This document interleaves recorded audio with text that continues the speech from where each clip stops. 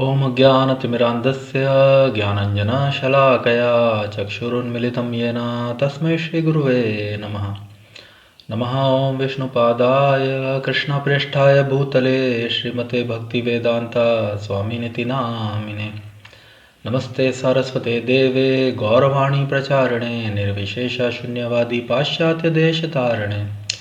जय श्री कृष्ण चैतन्य प्रभु नित्यानंदा श्री अद्वैत गदाधरा श्रीवासादि श्री गौर भक्तवृंदा। हरे कृष्णा कृष्णा कृष्णा हरे हरे, हरे राम राम राम हरे हरे। वाञ्छाकल्पतरुभ्यश्च कृपा सिन्धुभ्येव च पतितानां पावनेभ्यो वैष्णवेभ्यो नमो नमः। सो हरे कृष्णा डियर डिवोटीज, प्रिय मित्रों, पिछले सेशन में हमने भगवत गीता के द्वितीय अध्याय के 18वें और 19वें श्लोक का अध्ययन किया था और चर्चा की थी स्वामी श्रील प्रभुपाद जी के तात्पर्यों के आधार पर। तो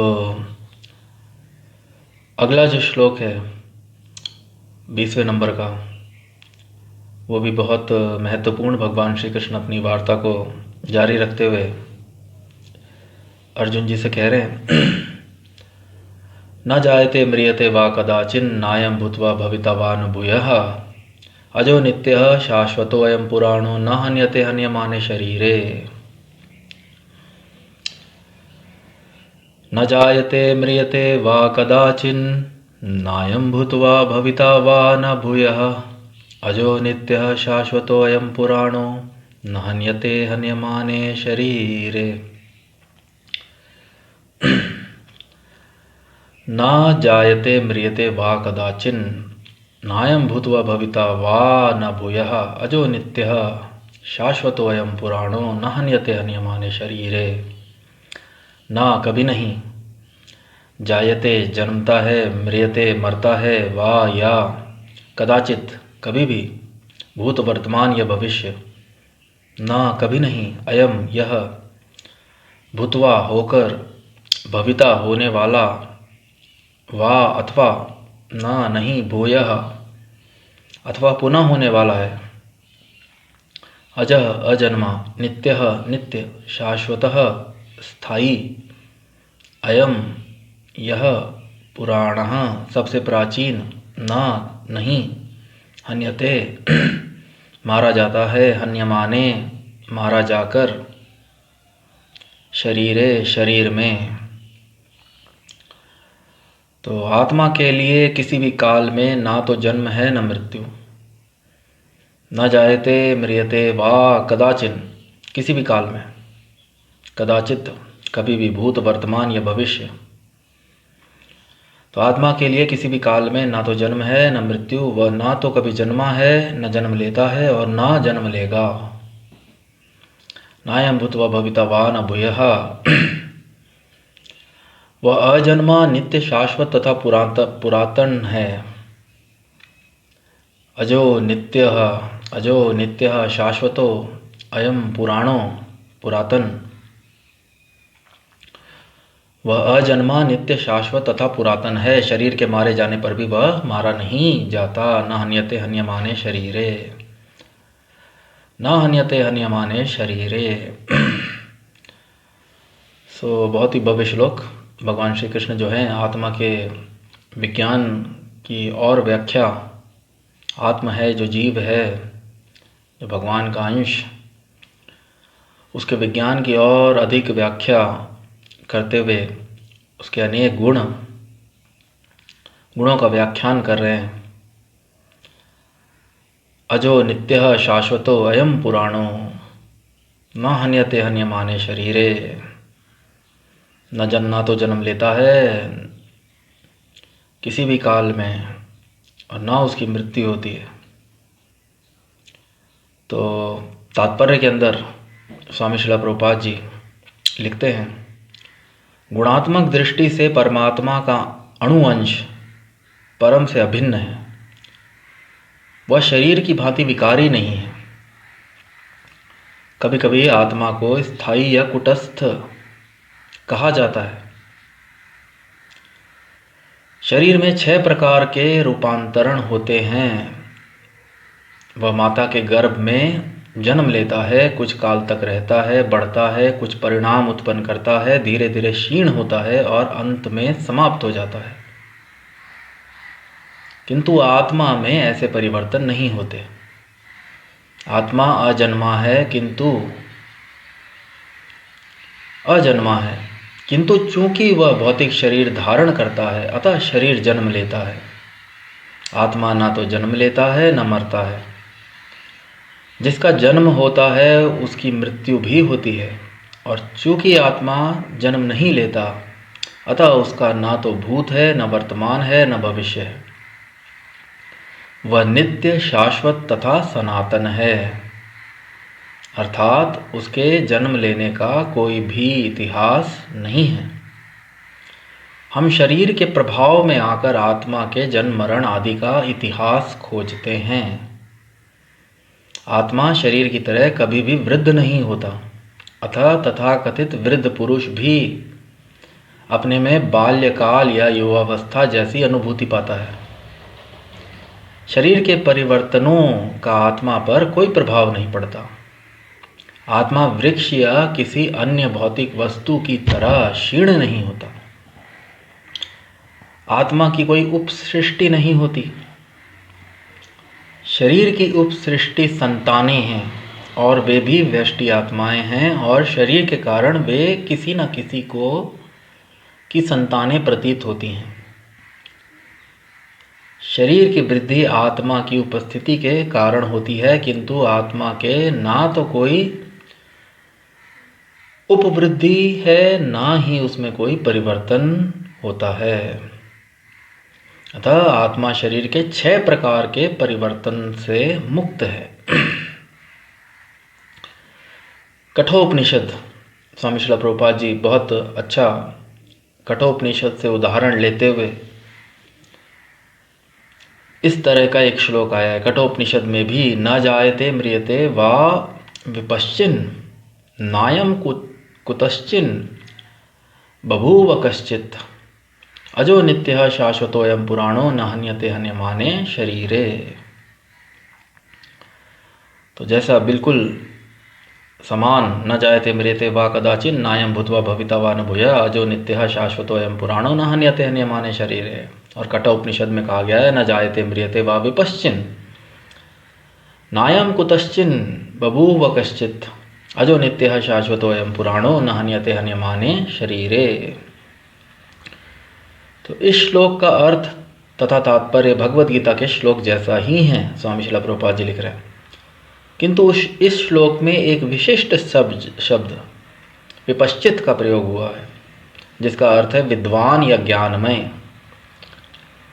विपश्चित, विद्वान या ज्ञानमय। तो आत्मा ज्ञान से या चेतना से सदैव पूर्ण रहता है। स्वामी श्रील प्रभुपाद जी बता रहे हैं आत्मा ज्ञान से या चेतना से, अतः चेतना ही आत्मा का लक्षण है। यदि कोई हृदयस्थ आत्मा को नहीं खोज पाता, तब भी वह आत्मा की उपस्थिति को चेतना की उपस्थिति से जान सकता है। कभी कभी हम बादलों या अन्य कारणों से आकाश में सूर्य को नहीं देख पाते, किंतु सूर्य का प्रकाश सदैव विद्यमान रहता है। अतः हमें विश्वास हो जाता है कि यह दिन का समय है। प्रातःकाल ज्यों ही आकाश में थोड़ा सा सूर्य प्रकाश दिखता है तो हम समझ जाते हैं कि सूर्य आकाश में है। इसी प्रकार चूंकि शरीर में चाहे पशु के हो या पुरुषों के कुछ न कुछ चेतना रहती है, अतः हम आत्मा की उपस्थिति को जान लेते हैं। किंतु जीव की यह चेतना परमेश्वर की चेतना से भिन्न है, क्योंकि परम चेतना तो सर्वज्ञ है, भूत वर्तमान तथा भविष्य के ज्ञान से पूर्ण। व्यष्टि जीव की चेतना विस्मरणशील है। जब वो अपने वास्तविक स्वरूप को भूल जाता है तो उसे कृष्ण के उपदेशों से शिक्षा तथा प्रकाश और बोध प्राप्त होता है। किंतु कृष्ण विस्मरणशील जीव नहीं है। यदि वे ऐसे होते तो उनके द्वारा दिए गए भगवद गीता के उपदेश व्यर्थ होते। आत्मा के 2 प्रकार हैं, एक तो अणु आत्मा और दूसरा विभू आत्मा। कठोपनिषद में इसकी पुष्टि इस प्रकार हुई है। अणोरणियान महतो महीयान आत्मस्य जंतोर निहितो गुहायम तमकृतः पश्यन्ति वीतशोको तमुकृतः पश्यन्ति वीतशोको धातु प्रसादान महिमानमात्मनः धातु प्रसादान महिमानम आत्मनः। परमात्मा तथा अणुआत्मा दोनों शरीर रूपी उस वृक्ष में जीव के हृदय में विद्यमान है, और इसमें से जो समस्त इच्छाओं तथा शोकों से मुक्त हो जाता है वही भगवत कृपा से आत्मा की महिमा को समझ सकता है। कृष्ण परमात्मा के भी उद्गम हैं, जैसा कि अगले अध्यायों में बताया जाएगा, और अर्जुन अणु आत्मा के समान हैं जो अपने वास्तविक स्वरूप को भूल गए हैं, अतः उसे कृष्ण द्वारा या उनके प्रामाणिक प्रतिनिधि गुरु द्वारा प्रबुद्ध किए जाने की आवश्यकता है। तो बहुत ही भव्य श्लोक। ना जायते म्रियते, ना जायते म्रियते। आत्मा का जो शरीर के अंदर हृदय में विद्यमान है, जो वास्तविकता में शरीर के अंदर चेतना का कारण है, उसका ना तो जन्म होता है ना उसकी कभी मृत्यु होती है। नायम भूत्वा भविता वा न भूयः, कदाचिन किसी भी काल के अंदर। अजो नित्यः, अजो अजन्मा, नित्यः सदा रहने वाला, शाश्वतो अयम पुराणो, शाश्वत, और अयम पुराणो पुरातन, न हन्यते हन्यमाने शरीरे। शरीर के नष्ट होने पर भी, शरीर के मरने पर भी आत्मा ज्यों का त्यों रहता है। तो बहुत ही भव्य श्लोक स्वामी श्रील प्रभुपाद जी तात्पर्य की शुरुआत करते हैं कि गुणात्मक दृष्टि से परमात्मा का अणुअंश परम के से अभिन्न है। प्रत्येक जीव जो है वह गुण रूप में, उसके अंदर जो गुण विद्यमान है वह उसे परमेश्वर से ही प्राप्त हुआ है। और क्योंकि जीव जो है, प्रत्येक जीव जो है, प्रत्येक जीव जो अणु है वो विभु का अंश है, प्रत्येक आत्म परमात्मा का अंश है, और इसी के लिए गुणात्मक रूप से वह परम से, परम भगवान से, परमेश्वर से, परमात्मा से अभिन्न है। उसके अंदर समान गुण परमेश्वर के समान उसके अंदर भी, परंतु मात्रा एक अणु है, एक विभु है। परमात्मा में, परमेश्वर में, कृष्ण में, भगवान विष्णु में अनंत के अनंत गुण हैं,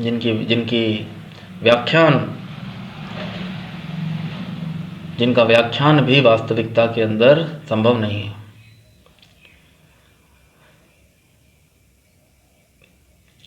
शरीर के अंदर अनेक विकार, शरीर जो होता है वो रूपांतरण, उसमें 6 प्रकार के रूपांतरण होते हैं प्रत्येक शरीर के अंदर, जैसा कि स्वामी श्रील प्रभुपाद जी प्रथम अनुच्छेद के अंदर वर्णन कर रहे हैं।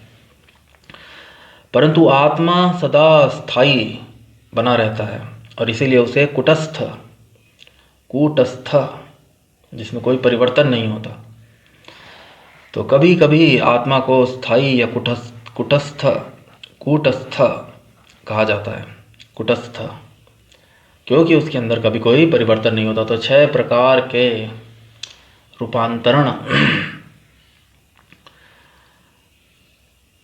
6 प्रकार के रूपांतर जो होते हैं, रूप जो होता है शरीर का वो बदलता रहता है समय के साथ।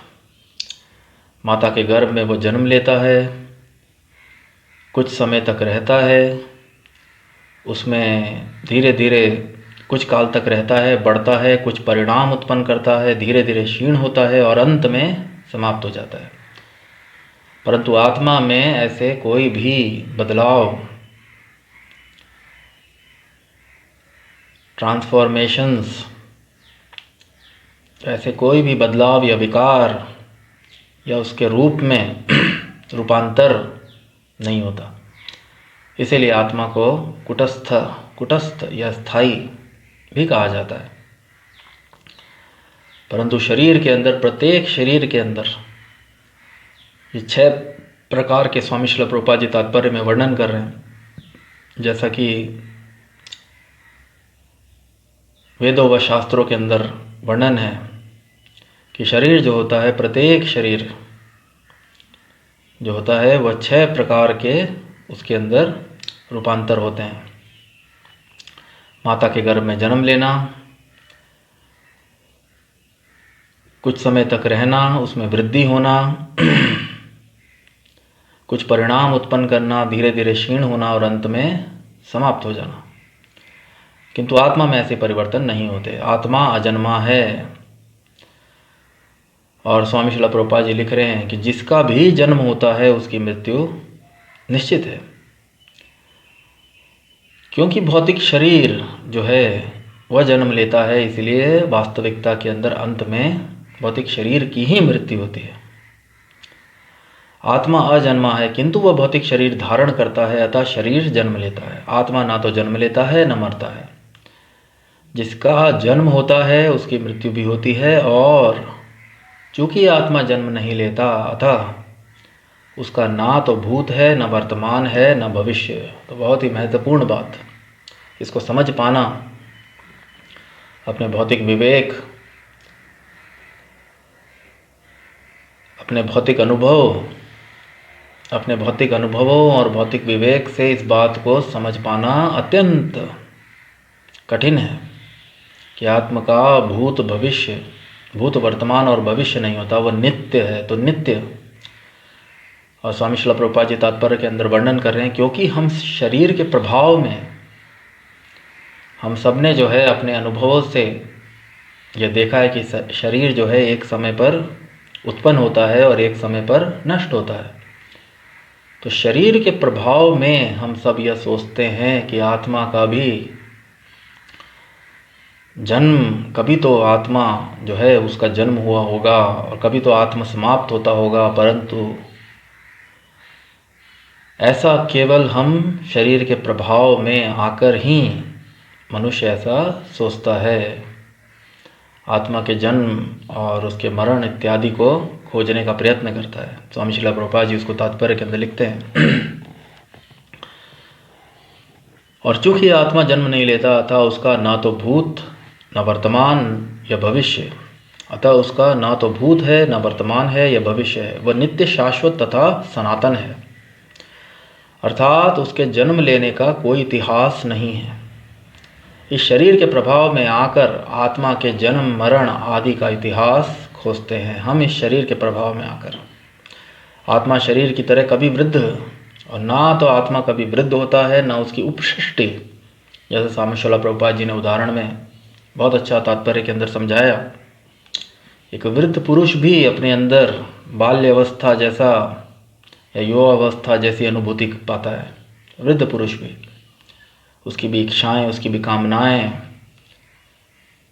निसंदेह शरीर जो होता है वृद्ध हो गया है, उसको जीने में व्यक्ति को तकलीफ़ें अवश्य होती हैं, परंतु फिर भी एक वृद्ध व्यक्ति भी, तथाकथित वृद्ध पुरुष भी अपने बाल्यकाल या युवावस्था जैसी अनुभूति पाता है शरीर के अंदर।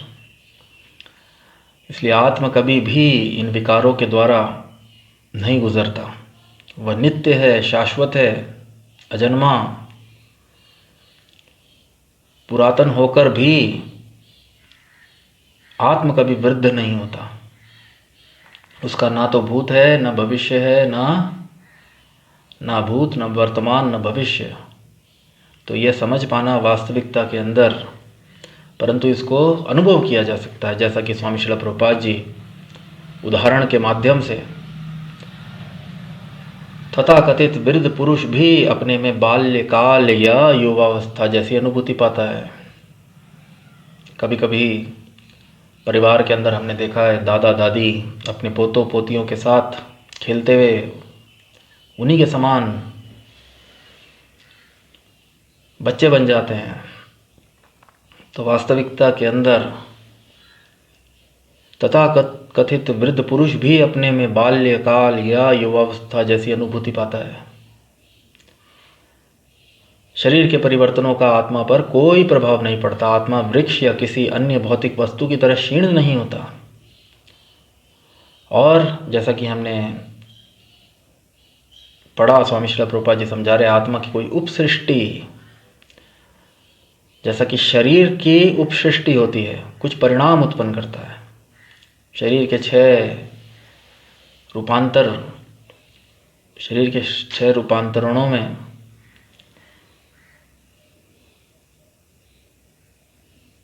परिणाम उत्पन्न करना, कुछ परिणाम उत्पन्न करना भी शामिल है। तो प्रत्येक शरीर की उपवृष्टि संतानें हैं और वे भी व्यष्टि आत्माएं हैं, और शरीर के कारण वे किसी न किसी की संतानें प्रतीत होती हैं। तो प्रत्येक शरीर से जो प्रत्येक शरीर से जो उपसृष्टि होती है, संतानें, वे भी वास्तविकता में व्यष्टि, तो शब्द जो है सृष्टि, व्यष्टि, इंडिविजुअल, और उपसृष्टि, ऑफशूट्स, ऑफस्प्रिंग्स। तो शरीर की उपसृष्टि संतानें हैं और वे भी व्यष्टि आत्माएं हैं, और शरीर के कारण वह किसी न किसी की संतानें प्रतीत होती हैं। परंतु वास्तविकता के अंदर प्रत्येक जो जीव है, जो संतानें भी हैं, जो किसी माता पिता की संतान प्रतीत हो रही है, वास्तविकता के अंदर वो परमेश्वर के अंश, इंडिविजुअल व्यष्टि आत्माएं, जिन्होंने शरीर को धारण किया है। और शरीर की उपस्थिति के कारण ही, आत्मा की उपस्थिति के कारण ही शरीर की वृद्धि होती है। किंतु आत्मा में ना तो कोई उपवृद्धि है और ना ही कोई परिवर्तन होता है। किंतु आत्मा में ना तो कोई उपवृद्धि होती है और ना उसके अंदर कोई, तो ना आत्मा शरीर के समान, उसके अंदर कोई उपवृद्धि, उपसृष्टि या वृद्धावस्था, ऐसे कोई विकार या परिवर्तन नहीं होते। अतः आत्मा शरीर के 6 प्रकार के परिवर्तनों से मुक्त है। शरीर के प्रभाव के अंदर आकर हम सब ऐसा सोचते हैं, और क्योंकि हम देखते हैं एक शरीर से दूसरे शरीर की उपसृष्टि होती है, माता पिता मिलके जो है संतानों को जन्म देते हैं, और इसीलिए कभी कभी हम जो है आत्मा के भी जन्म और मरण इत्यादि खोजने का प्रयत्न करते हैं। जैसा कि भगवान भगवद गीता के अंदर वर्णन भगवान ने किया, आत्मा जो है परमात्मा का अंश है, और आने वाले अध्यायों के अंदर, श्लोकों के अंदर भगवान इस बात की व्याख्यान करेंगे। तो हम अपने भौतिक विवेक, अपने भौतिक अनुभव के द्वारा, शरीर में रहने के कारण, शरीर के प्रभाव से हम आत्मा के जन्म और उसके काल, उसके भरण काल आदि को हम शरीर की भांति उससे तुलना करते, शरीर से तुलना करके आत्मा को हम उसके इन चीज़ों को खोजने लगते हैं। परंतु आत्मा शरीर के 6 प्रकार के परिवर्तन से पूर्णतया मुक्त है। तो कठोपनिषद के अंदर एक बिल्कुल ही इसी तरह का श्लोक, जैसे कि स्वामी श्रील प्रभुपाद जी ने उसको तात्पर्य में लिया, न जायते म्रियते वा विपश्चिन् नायम कुतश्चिन् बभूव कश्चित् अजो नित्यः शाश्वतो अयम पुराणो न हन्यते हन्यमाने शरीरे। तो इस श्लोक का अर्थ भी समान है, पर स्वामी श्रील प्रभुपाद जी कह रहे हैं यहाँ पर इस श्लोक का अर्थ तथा तात्पर्य भगवद गीता के श्लोक जैसा ही है, किंतु इस श्लोक में एक विशिष्ट शब्द विपश्चित का प्रयोग हुआ है। और विपश्चित का अर्थ होता है विद्वान या ज्ञानमय। तो स्वामी श्रील प्रभुपाद जी वर्णन कर रहे हैं, आत्मा ज्ञान से या चेतना से सदैव पूर्ण रहता है, अतः चेतना ही आत्मा का लक्षण है। ज्ञान से, ज्ञान या चेतना, विपश्चित, न जायते म्रियते वा विपश्चित, नायम कुतश्चित। सो आत्मा ज्ञान या चेतना से सदैव पूर्ण रहता है, अतः चेतना ही आत्मा का लक्षण है। यदि कोई हृदयस्थ आत्मा को नहीं खोज पाता, तब भी वह आत्मा की उपस्थिति को चेतना की उपस्थिति से जान सकता है। सो विपश्चित जो शब्द जो श्लोक के अंदर प्रयोग किया गया है, उसका अर्थ है ज्ञानवान, विद्वान, ज्ञानमय। तो आत्म जो है वो सदा ज्ञान से सत चित्त आनंद। तो आत्म का जो एक स्वरूप है वास्तविकता के अंदर चित्त, सतचित्त। तो चित्त, चेतना, जिससे शब्द आए चेतना, चित्त से। तो चित्त जो है, चेतना जो है, वह आत्मा का लक्षण है। क्योंकि हमने पूर्व श्लोकों के अंदर देखा, आत्मा इतना सूक्ष्म है कि उसको भौतिक इंद्रियों से उसको देख पाना, भौतिक विवेक से उसको देख पाना, समझ पाना अत्यंत कठिन है। जैसा कि पूर्व तात्पर्यों के अंदर हमने देखा, बालाग्र शतभागस्य शतदा कल्पितस्य च, बालाग्र शतभागस्य शतदा कल्पितस्य च। सो आत्मा इतना सूक्ष्म है कि उसको भौतिक इंद्रियों से देख पाना, समझ पाना भौतिक विवेक से अत्यंत कठिन है। तो इसलिए स्वामी श्रील प्रभुपाद जी लिख रहे हैं कि यदि कोई आत्मा को हृदय में नहीं खोज पाता, तब भी वो आत्मा की उपस्थिति, चेतना की उपस्थिति से जान सकता है। यदि शरीर के अंदर चेतना विद्यमान है, तो इसका अर्थ है कि शरीर के अंदर आत्मा है। और जब आत्मा शरीर से चला जाता है, तो शरीर जो होता है वो जड़, चेतना रहित, मृत हो जाता है। तो बहुत अच्छा उदाहरण स्वामी श्रील प्रभुपाद जी ने लिया इस बात को समझाने के लिए कि आसमान में कभी कभी हम देखते हैं, आकाश के अंदर बादलों या अन्य कारणों से आकाश में सूर्य को हम नहीं देख पाते, किंतु सूर्य का प्रकाश सदैव विद्यमान रहता है। कभी कभी बादलों के कारण या धुंध के कारण या कुछ अन्य कारणों के कारण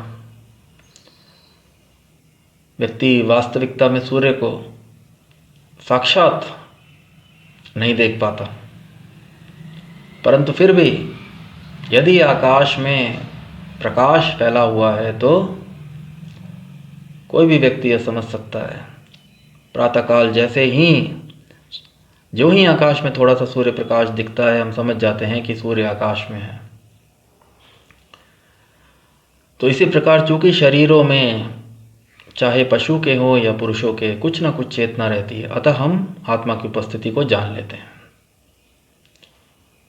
तो चाहे मनुष्य हो चाहे पशु हो, क्योंकि उनके अंदर चेतना,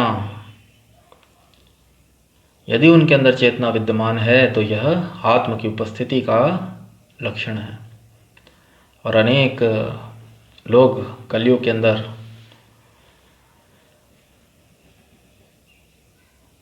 मांसाहार को प्रवृत्ति देने के लिए कई लोग ये तर्क देते हैं, ऐसा कुतर्क देते हैं कि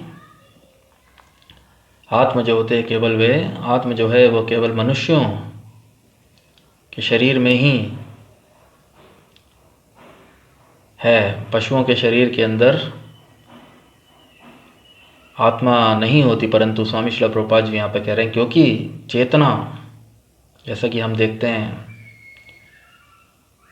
किसी भी जीव जो चेतन है, यदि चेतना विद्यमान है किसी भी शरीर में, तो वह आत्मा की उपस्थिति का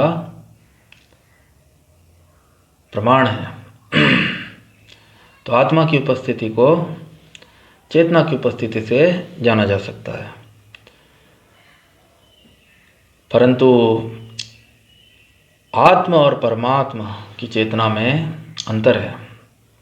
जीव की यह चेतना परमेश्वर की चेतना से भिन्न है, क्योंकि परम चेतना जो है वो सर्वज्ञ है। तो बहुत ही महत्वपूर्ण बात स्वामी श्रील प्रभुपाद जी तात्पर्य के अंदर वर्णन कर रहे हैं, क्योंकि परमेश्वर जो हैं वो सर्वव्यापी हैं, इसलिए उनकी चेतना जो है, परमात्मा की जो चेतना है वो सर्वज्ञ है, भूत वर्तमान तथा भविष्य के ज्ञान से पूर्ण। परमेश्वर जो हैं वो कभी भी विस्मृति को प्राप्त नहीं होते, परंतु जो अणु आत्मा, जैसा कि आगे स्वामी श्रील प्रभुपाद जी ने वर्णन किया, आत्मा दो प्रकार के, अणु आत्मा और विभु आत्मा। तो अणु आत्मा जो है वह विस्मरणशील है, जीव की चेतना विस्मरणशील, विस्मृति। जीव जो है वह अपने भूत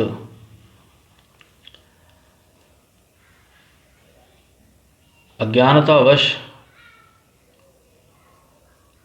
परमेश्वर की भौतिक प्रकृति के अधीन होने के कारण जो है वह विस्मृति को प्राप्त हो जाता है। प्रत्येक जीव जो है उसकी चेतना विस्मरणशील है, परंतु परमेश्वर की चेतना जो है वह भिन्न है। परम चेतना, द सुप्रीम कॉन्शियसनेस, परम चेतना जो है वह सर्वज्ञ, भूत वर्तमान तथा भविष्य के ज्ञान से पूर्ण। तो इस बात को सदैव अणु आत्मा और विभु आत्मा में यह अंतर, क्योंकि विभु आत्मा है वह समस्त काल में और समस्त जगहों पे सर्वव्यापी, सर्वज्ञ।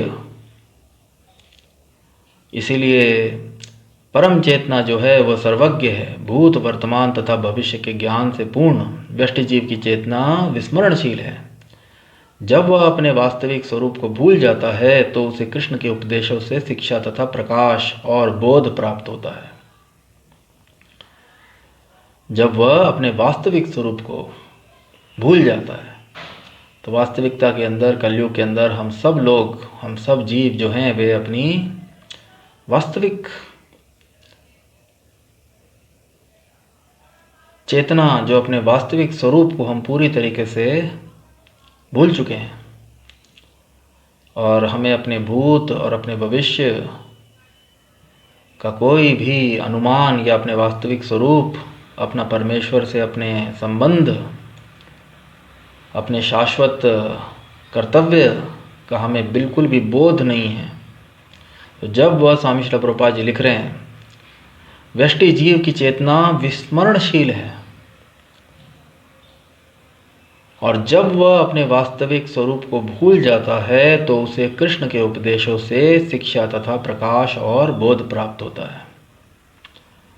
तो इसी कारणवश भगवान श्री कृष्ण जो हैं अर्जुन जी के माध्यम से कृपा करके कलयुग के, खास तौर पर महाभारत के युद्ध के बाद